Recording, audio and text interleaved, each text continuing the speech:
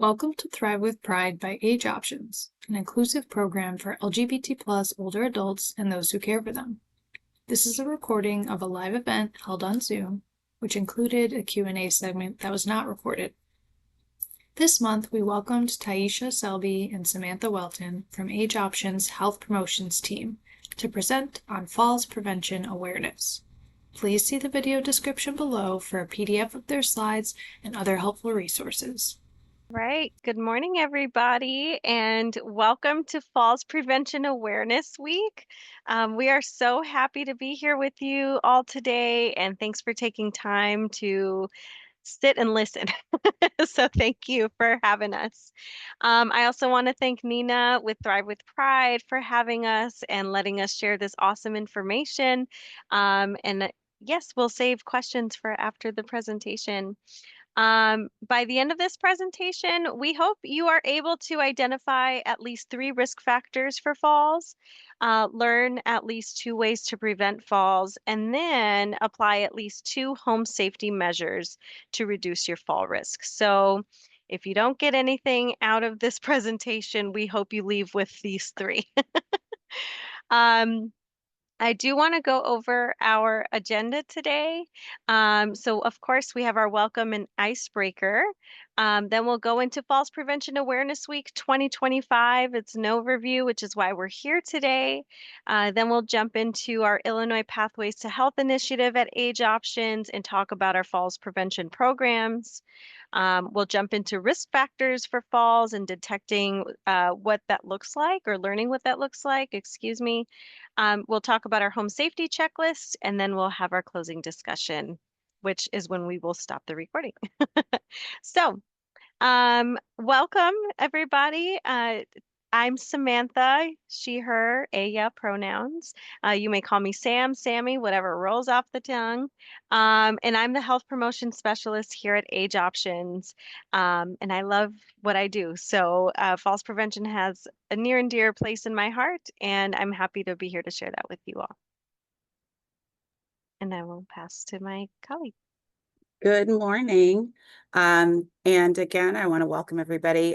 Thank you, Nina, for having us. My name is Taisha Selby. My pronouns are she, her, ella. I am a community health educator, community health worker, team lead at AgeOptions. And I absolutely, like Sam and probably the rest of us, love the work that I do with seniors. So I am super happy to be here today. Thank you. And before we get into the meat of the program, let's have an icebreaker. This will just be a quick, I'm going to throw my answer in the chat. So my question for you, if you're a professional or a community member, what steps have you taken to reduce falls? Just kind of want to see or gauge where we're at. So go ahead and throw that in the chat. I'll give us about a minute to do so.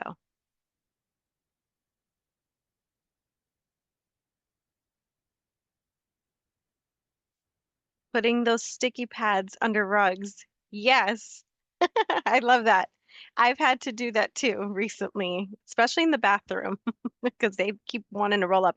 But I guess that's time for me to just get new bath mats in my bathroom. Anyone else?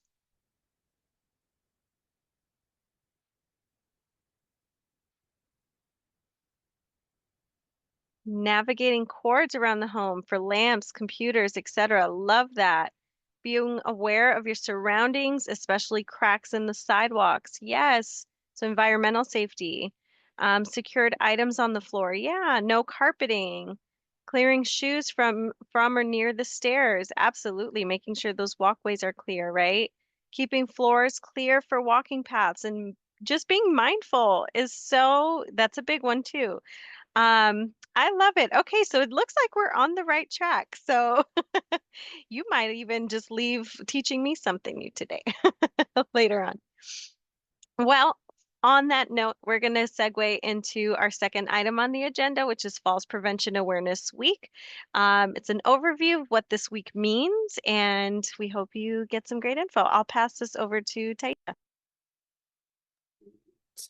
Okay, so welcome again to Falls Prevention Awareness Week. It is the entire week. It's always the third, always the third week in September, from the 22nd to the 26th. And the National Council on Aging has created a toolkit of resources that we'll also share with you guys at the end of this slideshow that's related to fall prevention, and we'll discuss a little bit about that this morning. So if you take a look, we've got some statistics here. 25% of Americans over 65 fall every year, so that's 1 in 4 people. And every 11 seconds, an older adult is treated in the emergency room for a fall. Along with every 19 minutes, an older adult dies from a fall. So this is something that is serious and a little bit common, right? It's not, it doesn't have to be related to age. It's not a normal part of aging, but it is something that is a normal part of life. Regardless of age, we tend to have falls, right? One of the important things is more than $50 billion is spent on direct costs related to fall injuries. And what does that mean? That is anything related to like an emergency room visit, those costs, a hospital stay, if it is a serious fall, if they're keeping you overnight for observation. And then if it's really, really serious and maybe there's a need for long-term care or rehab services or things like that. So those costs add up over time. And the projection is that by 2030, which used to sound like a long time ago, but is now right around the corner, this total cost could increase to over $101 billion here in the US. So it is a significant topic that we need to address, and we need to be really aware of what is happening. And why do we think that is? The CDC believes that it's because we have a large aging population. We have people that are living longer, people that are more active. And so that increases our frequency of falls. Can we go ahead and just, yeah, thank you. So if we take a look at that, what do those statistics mean? Like, am I trying to scare you? Not at all. But what we do know is that falls are common and falls are also costly. And so we really want to be aware of that. And we want to really work towards reducing those risks and understanding what the risks are. Falls are the leading cause of TBIs, or traumatic brain injuries, and account for more than 95% of all hip fractures. So that's an important one to note, right? But falls don't always come along with injury. Even without falling and having an injury, you don't necessarily have to hurt yourself, but it does affect an individual. So when folks fall, and even without injury, they may have a fear of falling. That will increase that fear. And with that increased fear, that may reduce your desire to go out into the world, right? It may make you shrink a little bit more inside of yourself. You may stay home more. You may have a little bit less mobility, less physical activity. And then that may also change your mood because you're not interacting as much with folks. You may end up having a little bit more symptoms of depression. So that's another significant impact that falls can have. So we, again, this week is Falls Prevention Awareness Week. The NCOA has put together a nice batch of tools, and we're just going to share a quick little video about some steps that we can take related to falls. You might think you're never going to fall, but we all know someone who has, don't we? Next time, it could be you. The good news is most falls are preventable. Start with 6 easy steps. First, find a balance or exercise program that helps you build stability, strength, and flexibility. Make it fun and go with a friend. Don't be afraid to tell your doctor if you've had a fall or are afraid of falling. Ask them to assess your risk of falling. Discuss medications with your pharmacist or doctor. They'll know which prescriptions or over-the-counter drugs may increase your risk of falling. Make sure you get your vision and hearing checked every year because your eyes and ears are key to keeping you on your feet. Keep your home safe. For example, remove any items you might trip over. Make sure your home is well lit. Use bath mats in the shower and install grab bars in the bathroom. And finally, remember, it's important to talk to your family. Ask for their support in taking these simple steps to stay safe. Falls are not a normal part of aging, but more than 1 in 4 older adults falls every year. Luckily, you could take steps to reduce your risk. Take your first step today. Visit ncoa.org/fallsfreecheckup to learn more.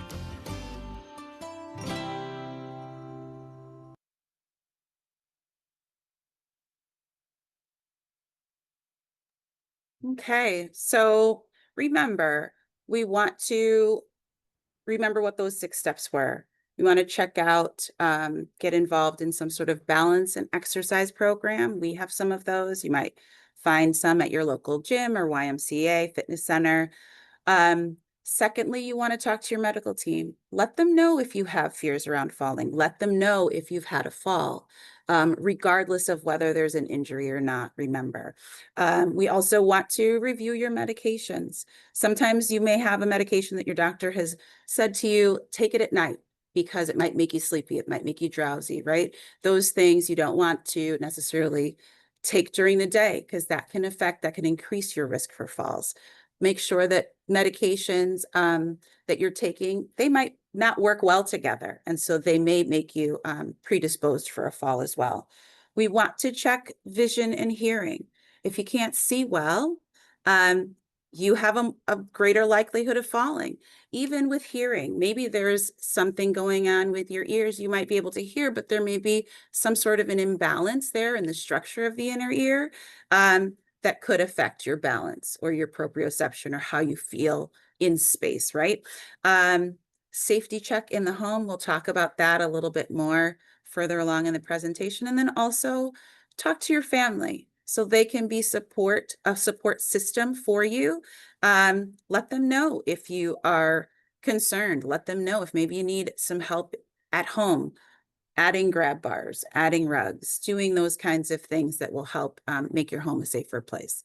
And we'll head over to, I'll give it back to Sam. We'll talk a little bit about some programs in our coalition. Awesome. Thank you, Taisha. And so we're going to segue into talking about our Illinois Pathways to Health initiative and our falls prevention programs, as well as our statewide Illinois Falls Prevention Coalition. But before we do, we have one more video. I love a good video. One moment, please.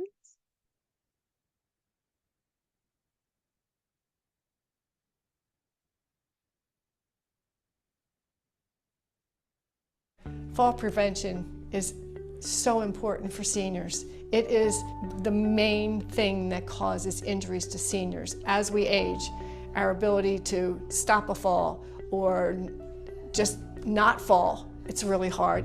The good news is that thousands of older adults have found that programs to improve strength, balance, coordination, and mobility can help prevent falls. Falls prevention workshops are offered in a variety of locations across the country. Learning that movement is important, and the more you move, the less likely you are to make sudden falls. So that was my motivation for taking that fall prevention workshop. And this whole program that I teach can be done seated. And you can do everything that we do standing up, sitting down. Falls prevention programs are more than just exercise. They help with improving balance, strength, movement, and flexibility.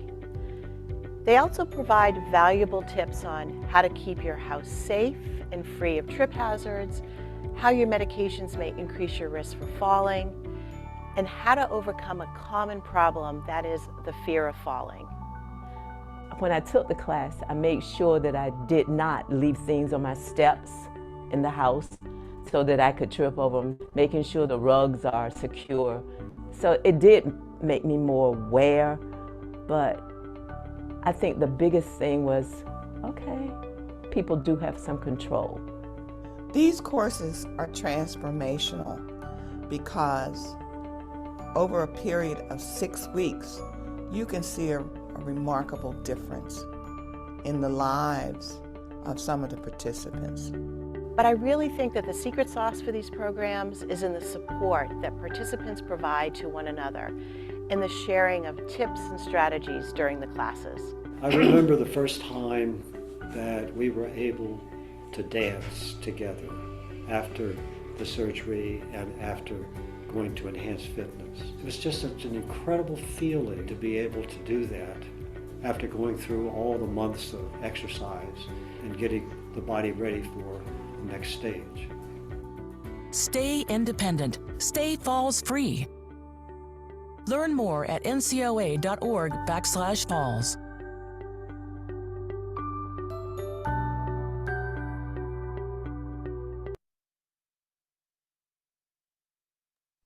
All right, so just a quick recap, right? One of the participants from those exercise classes, she mentioned a few things we mentioned in our icebreaker, right? So making sure my steps are safe, removing any runners and getting those out the way, making sure rugs are secure, and just having the awareness, right? Or the mindfulness to pay attention, look what's ahead of me, right?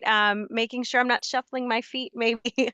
And a lot of times, or sometimes, what we hear from our participants is, well, I want to exercise, but I don't know where to start. I don't know where to go. Or maybe, I could go out on a walk outside in my neighborhood, but all the sidewalks are uneven and I just don't know what to do with that. So I'm just going to stay home. It is what it is. So we kind of want to get our participants out of that headspace and go from negative self-defeating thoughts to positive affirming thoughts, which is a theme that we also talk about in our falls prevention programs. At IllinoisPathways2Health.org, I'll just quickly click on, oh, it doesn't want me to click. Um, we'll share that website link with you. But on our website, when you visit and you click Find Classes, you'll see a schedule for our bingo size classes, Fit and Strong classes, A Matter of Balance, Tai Chi for arthritis. These are all evidence-based falls prevention programs that are available at no cost to you. Bingo size, it's in the name. You play bingo and you exercise. It's a 10-week program, meets twice a week for an hour. And it's very mild exercise. A lot of times, just like mentioned in the video, you can do the exercises in a seated position. If you're not feeling too great, maybe you woke up and you're like, you know what? I'm a little sore, but I'm here. I made it. And that's really, half the battle is just showing up for yourself, right? So you can do a lot of these exercises seated. Fit and Strong is also an evidence-based program that focuses on individuals' lower extremity strength, specifically those with osteoarthritis. If you don't have osteoarthritis, you're still welcome to join. This is also a 3-month program. So it sounds like a lot, but it's so much fun. We meet twice a week for 90 minutes. And you're like, 90 minutes, Sam, I can barely go on a walk for 10, right? But we teach you the fundamentals of exercise. So we start with a warm up, we go into an aerobic exercise, and then we go into the strength portion, which is the meat of the program. Teaching you how to use exercise equipment. So we have armbands, we have ankle weights, and even just learning how to do exercises in place, right? A lot of times participants think, I'm not going to do an exercise seated. I'm not going to get a workout. Trust me, you will learn that you can do a lot sitting down. And then we close with a cool down and then 30 minutes of a health education topic. So every session you'll get a handout. We record our exercises on an exercise log. It's a really fun program.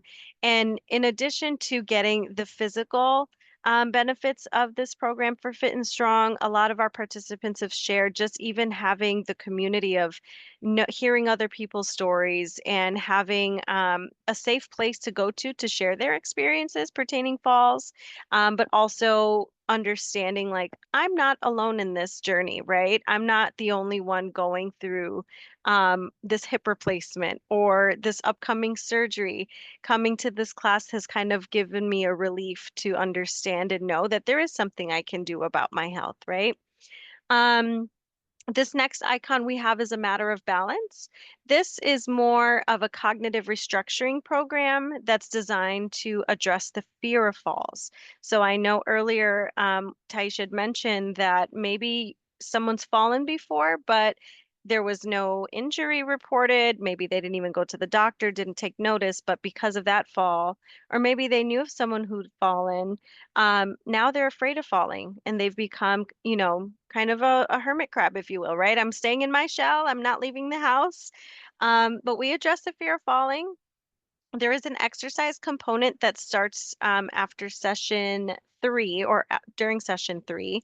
And you also get a visit from a physical therapist or occupational therapist. We have a guest healthcare professional who will come out and do a falls demonstration, not necessarily how to fall, but how to get up and what to do after a fall. We meet 8 weeks, once a week for a couple hours. You get a break.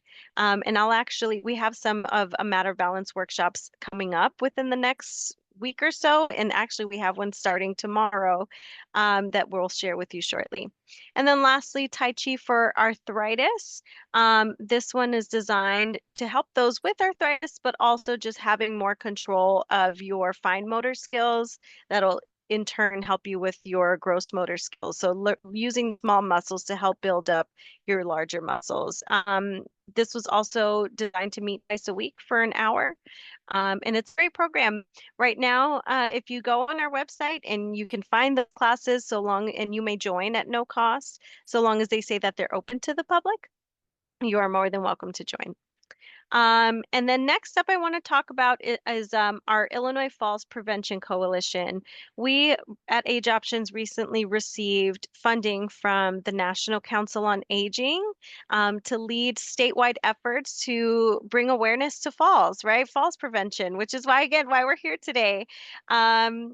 It's fairly new. We are looking and recruiting for new members, and we want all hands on deck. So we want professionals, hospitals, occupational therapists, audiologists.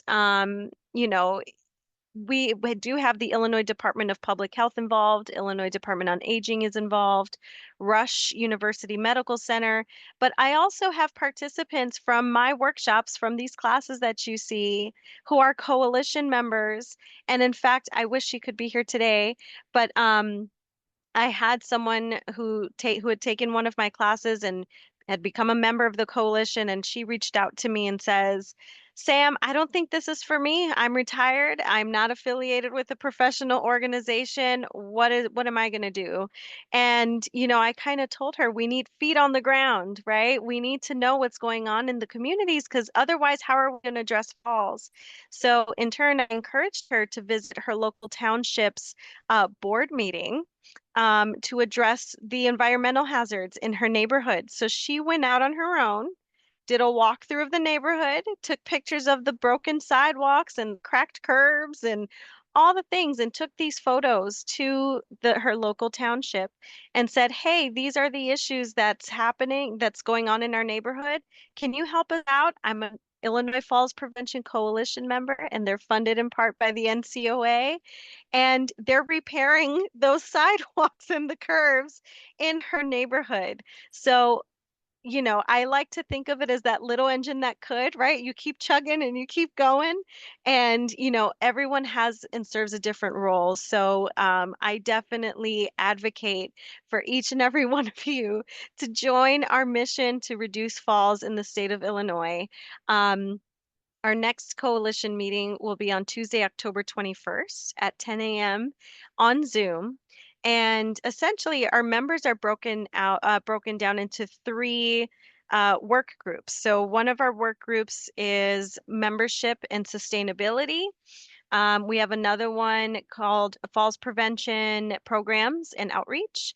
And then we have advocacy and policy. So my participant who went out and joined that township meeting, I'm recruiting her for our advocacy and policy team, right? Because we need feet on the ground. You know, although she's in Alsip, Illinois, we would love to have others, you know, throughout the state do exactly what she did, to advocate for safer neighborhoods, right? For not only older adults, but for everyone who's, you know, around there, right? Even as far as the youth, right? If they're riding their bikes with families, they need some safe, you know, pavements and sidewalks to go around, and just be in a safe environment. So just finding what those gaps are, and we're working to address those. You can learn more or join our coalition. You may visit fallsfreeil.org. Our website is live and up and running.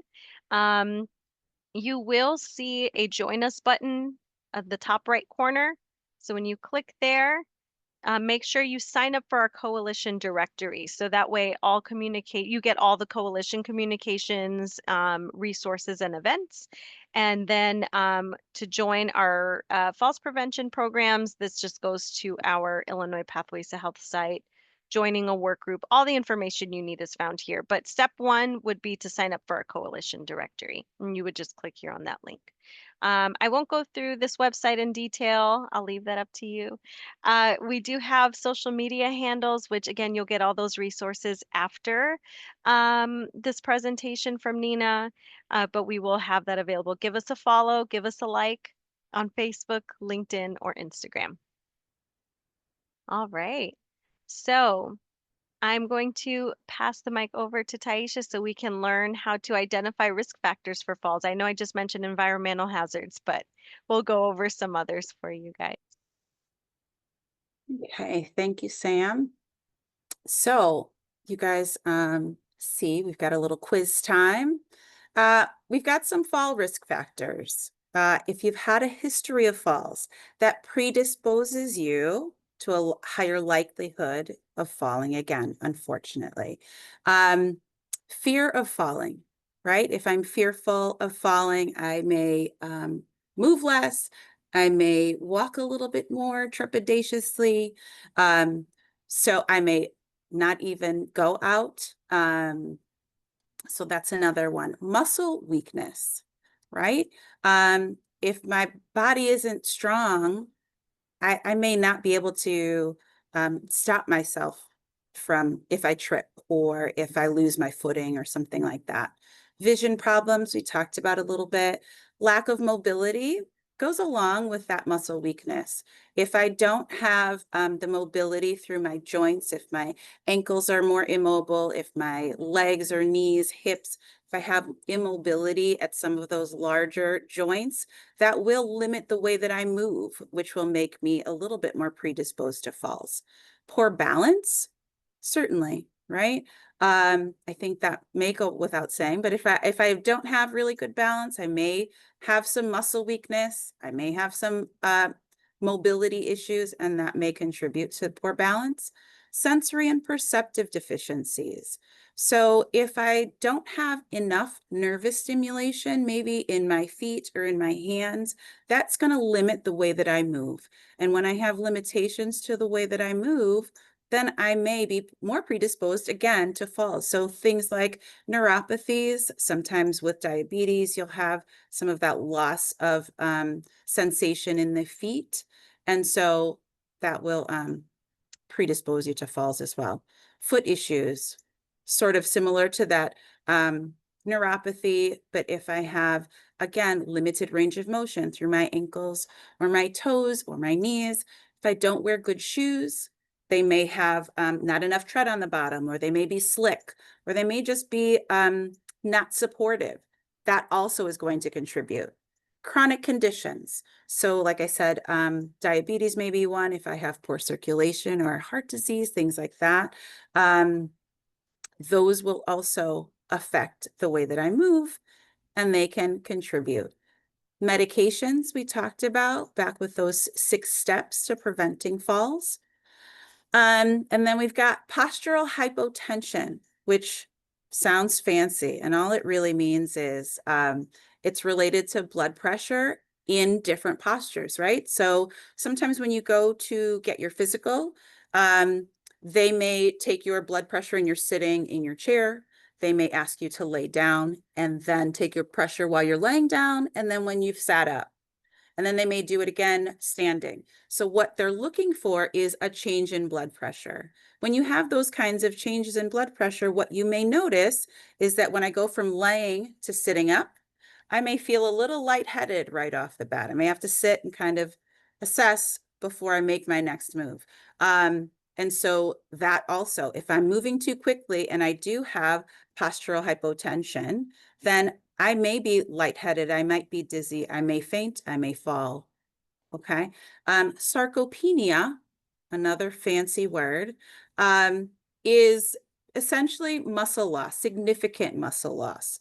And so we're losing muscle mass as we age. For women, it starts probably in our 30s, and then it starts to ramp up. So what we really want to be aware of is exercise, staying active, moving around, doing things, because that's going to help. When you go to the doctor will tell you, make sure you're doing your weight-bearing activities, right? That's going to give the muscles a chance to build, right? We're going to increase strength. And when we increase strength, we increase our bone density, and that's going to help us stay strong. Okay. So we want to be careful with that. And then Sam talked a little bit about home and environmental hazards, things like sidewalks that might be uneven or cracked. It might be a stoop that is a little, maybe it's sinking or something like that. But then we also have stuff like, maybe it's just slippery. You might be in your house. It might be something inside. Maybe something has spilled and the floor is slick. Maybe you haven't gotten rid of the rugs that don't have the sticky bottoms, right? So when we get to the quiz here, now we've gone over what some of the risk factors are. If you notice on our list, there are some of these things are in bold: fear of falling, muscle weakness, lack of mobility, poor balance, footwear, chronic conditions, medications, and environmental hazards. What do you think these factors have in common? And you can just drop it in the chat really quickly if you have a thought about that.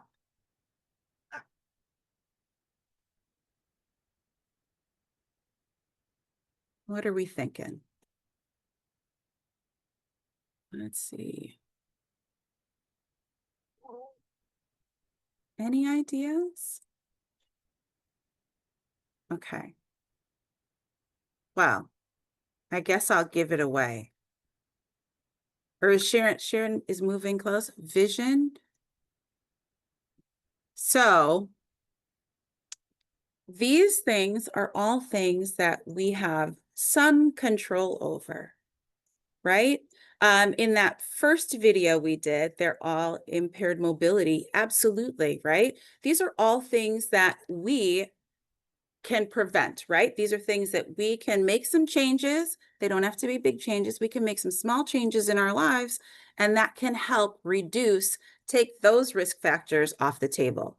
So, like Sam had said, our Matter of Balance program, it addresses mindset restructuring around the fear of falling, muscle weakness. If we get involved in maybe some sort of a balance or a strength or an exercise program, that's going to help with muscle weakness and mobility. It also will help with balance, right? When I am strong, and when I have worked on weaknesses, I'm able to increase my balance. I'm able to increase my mobility and increase my flexibility. Poor footwear, that's an easy solve, right? And then chronic conditions. Oftentimes when we have chronic conditions, you go and you talk to your medical team and they'll tell you, you got to eat better, you got to drop some weight, you got to do weight-bearing activities, right? Those are always the ones. And if we do some of those things, that will help with blood sugar, it will help with circulation, it will help with hydration, all of that stuff. And then home and environmental hazards, we'll talk about some of the safety checklist points and we'll get into a little bit more detail there. We are going to move on to our next slide. Remember to be alert. So that's a fun little acronym. I think that's what they call those, right? Acronyms. Excuse me. So if you happen to find yourself on the floor, you have fallen. It may happen, right? We want you to be alert. And what does that mean? We start with assessing. You're just going to stay right where you are and assess your situation. You're going to kind of see, am I in a safe place? Can I stay right here for a minute while I kind of gather my thoughts? We're going to look around again, just to see, am I in a safe place? Am I able to move? Right? Is this, is there maybe help around? Something like that. Then I'm going to evaluate. I want to make sure that I haven't hurt myself. So as I'm gathering myself, have I hit my head? Do I have any pain in my shoulders or my knee or my ankle? Is anything in pain? So am I able to then move, or do I have to call for help? Do I have to wait for someone to come help? Okay. If I've evaluated and I'm able to move, I'm going to rotate. So I will probably be on my back or my butt or something like that. I'm going to rotate over to my hands and knees, and then I'm going to take my time and get to a safe place. It might be a chair. It might be something sturdy. If I'm outside, it may be crawling over to a bench or a curb or something where I can put some weight and lift myself up. And then I may have to reassess again. But that's just a quick little something. It helps us to sort of stop. When we fall, that first sentiment is probably embarrassment and fear. And so we do have to sort of slow down. We don't want to hop right back up because we may end up hurting ourselves more. Okay. Postural hypotension might come in there if I hop up too quick. Okay. Next slide. Assistive devices. There are lots of things that we can use that will help with balance, that may help with lack of mobility, that may help when I maybe have a history of falling and I'm fearful of falling, but I do have to get out into the world. So I can use a cane. I can use a walker. There is no shame in any of those things. If you need to use that, if you find that you have trouble getting around, grab yourself a cane, grab talk to your doctor, talk to your medical team, and use the devices that will help you in the home. If you look towards the left side of that screen, we've got grab bars around the toilet, grab bars in your shower, and then I think a bath mat. I'm assuming that those footprints are for like a bath mat, right? So things like when you're wet and slippery, things like that.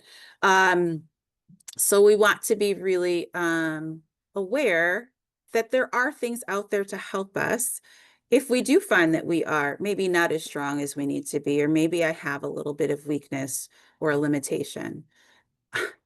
And yes, many DME devices are covered by Medicare and Medicaid. So this doesn't have to come right out of pocket. Absolutely. Thank you for sharing that, Amy. Next slide.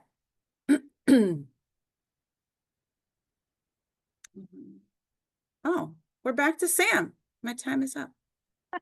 Take it away, Sam. Thank you, Taisha. So, we're moving on over to the home safety checklist review. However, one thing I wanted to note as far as with regard to what Taisha was talking about with assisted devices, there is no shame in using an assisted device. Oftentimes our participants will share with us and say, you know what, I have great balance, but I don't want anyone to think that I'm unable to, take care of myself or that I have poor balance. I don't want to be seen with the cane. maybe even one of those portable walkers or collapsible walkers if you know you're going to go to an apple orchard or the zoo with some family, whatever that is, right? And you just need to sit and take a break. There is no shame in that. In fact, we address those myths in a matter of balance as well.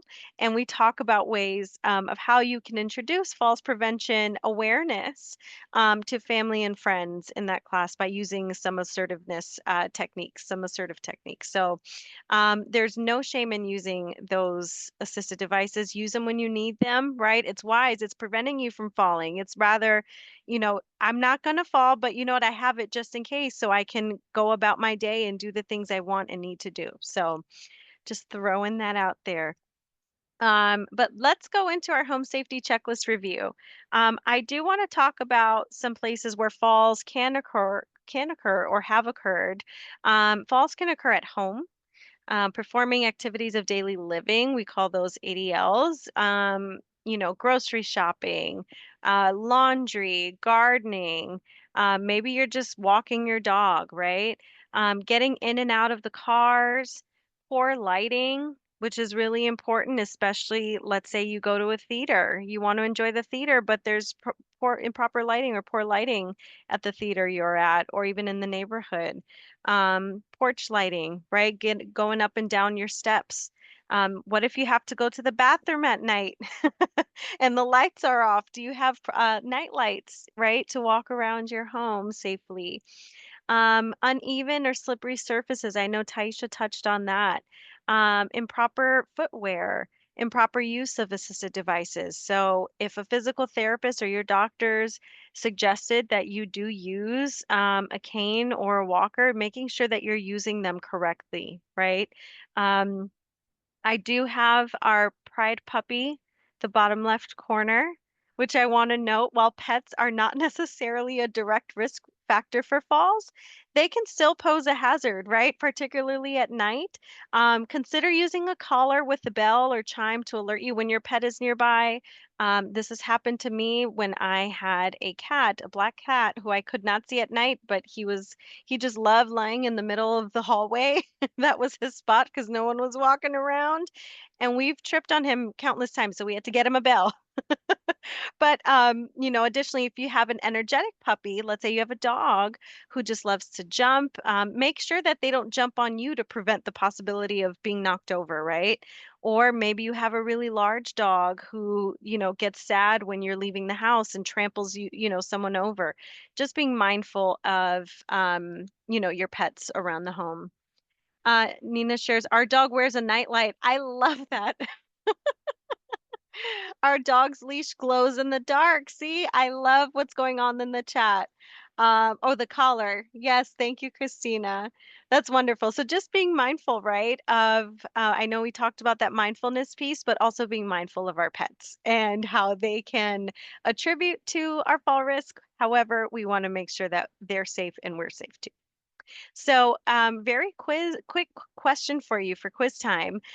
Most falls happen at home.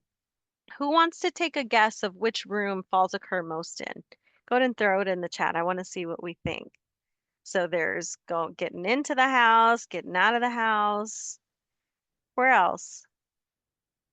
Okay, bedroom. The bedroom. All right. Anybody else? All right, I see bathroom, kitchen, entryway, all great answers because 20% of falls do occur in the home, but most of the falls occur in the bathroom. And think about it, is there a safe space to fall in a bathroom? No, all hard surfaces, right? So making sure that you have the proper things that you need to prevent falls in the bathroom. Shower bars, I know Taisha mentioned that already. Making sure we have bath mats. Maybe you have a stand-in shower and you can fit a shower chair and then invest in a handheld shower head, right? So you don't have to stand up and pose a risk of slipping in the shower. Also making sure you have proper lighting there, making sure that the floors aren't too slippery or slick. So that way, if they do get wet from the shower or the sink, you're not going to slip quickly. I do want to quickly go over our home safety checklist. You'll get a copy of this after the presentation as well. But this is a great list that you can keep on your refrigerator and check every so often, right? So making sure objects are off the floor, like shoes, books, papers, removing rugs or double-sided tape. Making sure that extension cords and wires next to the wall are out of the way. I know, remember we had our warm up or icebreaker, and some of you had already answered. Great, you already know what you're doing. But these are just some great tips to kind of go through your home and see where do I have a higher fall risk? Maybe you've fallen in your bedroom. I saw a couple comments that falls occur in the bedroom, right?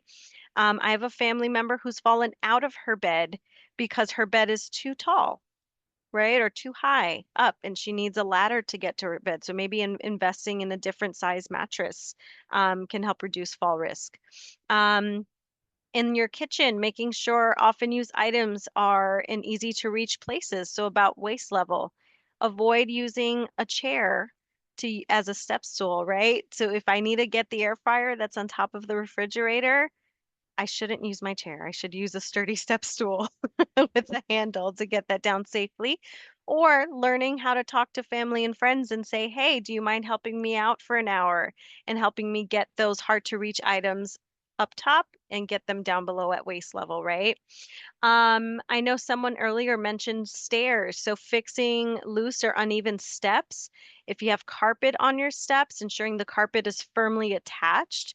I know they sell night sensors now for stairs, so you can either place them on the side of each step or just below each step. So every time you step on it, a light will turn on so you can see where you're going. Especially if you live in a home that was built before they put light switches at the top and bottom of the stairs, right? Getting those sensors may be helpful to see where you're going. So you'll get a copy of this after the presentation, something to be mindful of and go over. I know the Falls Free Wisconsin website, which they are fallsfreewi.org, they have a fun interactive guide where you can go in and identify all the risk factors of going into a home, and they give you points. It's really fun. It's one of my favorite tools on their website. But all the coalitions, statewide coalitions, we're working together to, reduce fall risk. But if you visit their website, they have a fun home safety interactive game where you go into Sharon's home, for example, and say, where are the risk factors when you walk in? Not your actual home, but we get the drift. But going in and identifying and going in each room, right? Going upstairs, going downstairs, going in the backyard, right? Does my porch need a new step? Do I need to invest in a ramp? Do I have handlebars in the right places? Maybe my entryway has 3 or 4 steps leading into the home, but I don't have handrails. Let's see, maybe my living room has just too much clutter, right? I've got newspapers, I've got books, I've got shoes, I've got my dog's bed in the way in the walkway, right? There's just so many things. If you have grandchildren, toys are everywhere. There's so many things. But using this checklist, I encourage you to also use the Falls Free Wisconsin's home interactive game to help you kind of broaden your knowledge on fall risks in your home, in and out of your home. So from there, we're going to go into our closing discussion. Before we do, we've got a couple things we want to share with you, and I'll pass this over to Taisha. All right, so quickly, we have some resources that we want to share. Sam has been telling you about our Matter of Balance classes that we have that will be starting on Wednesday. There is one at the Covenant United Church in South Holland. And then there's also one a little closer to some of you in North Lake at the Donald W. Kent residence. It meets on Wednesdays from 1 to 3 p.m. The South Holland one is in the morning on Wednesdays, again, starting on the 24th. And if you were interested in joining and participating in one of those classes, you're able to register and attend. If you're not able to register and attend tomorrow's, the first one, the registration is still open until the second class, and then it will close after that. So that would be October 1st would be the second session, and that registration will still be open then. And then let's see what else we have here. So some equipment, our DMEs, durable medical equipment, is covered. Some of it is covered by Medicare and Medicaid. And then also some Medicare Advantage plans, and you'll have to talk with your provider. Some of them will give you, depending on the plan, a preloaded little card, and you can use it to make purchases as well, for things related to health and wellness. So that might be something that you would use for some of those medications if maybe it's not covered outright. Oak Street Health, as well as Blue Door Chicago, those are community centers located all over Cook County. I shouldn't say all over, but they're a little bit. But we have a few of them, and they have open community areas where they offer classes. They have schedules with an open calendar, and it's open to the community. You don't have to be a Blue Cross Blue Shield member. You don't have to be an Oak Street Health member. It is open to seniors and the community to take classes. They do presentations sort of similar to what we've done on a number of different topics. So you can always check their calendars. Are these hyperlinks, Sam? I think so. These aren't, but Or they can go to, no, okay. I can hyperlink them, and That'd then be Nina great. can share with everyone. Yep. And then, and then you guys can go in and you can see kind of what is available in the community for you all. Silver Sneakers is a health and wellness program that some insurance companies offer that will give you a free or discounted membership to fitness centers in the area. And so then you have the opportunity to work on that mobility, work on that balance, work on that strength. And also kind of build a little bit of a fitness community around your same needs, as far as reducing falls. And then we've got our resource for our Illinois Falls Prevention Coalition with the website there, www.fallsfreeillinois.org. We've got some more stuff for you. The Center for Better Aging, it has an event happening on the 27th, which is this coming Saturday from 10 to 2. They're going to be doing health and falls risk screenings. They'll have a lunch, a raffle, some giveaways. It's at the Kroc Center in the city. It's a remarkable facility. If you're able to go out, I would say go. Sam will be there along with another one of our colleagues from the Illinois Pathways to Health team. Rush Generations is another really great resource. They do falls prevention workshops and events similar to the work that we do. So they have a lecture that is happening this week as well for Falls Prevention Week. The QR code is there. Excuse me. And that will be happening on the 24th, which is tomorrow at 1 o'clock. You can register using that link. They have also some workshops coming up. Let's see. We have a Fit and Strong that Rush will be doing as well. That's our exercise program. Let's see, there were some things being shared. I'm sorry, we are going over. I got a little bit chatty, so my fault. There will be flyers, all kinds of information sent to you in the packet from Nina. We've got a bunch of resources. Thanks again to Taisha and Sam for joining us this month. Don't forget to check out the video description below for slides from their presentation and other helpful resources. Sign up for email reminders of future events at www.thrivingwithpride.org. Thanks for watching.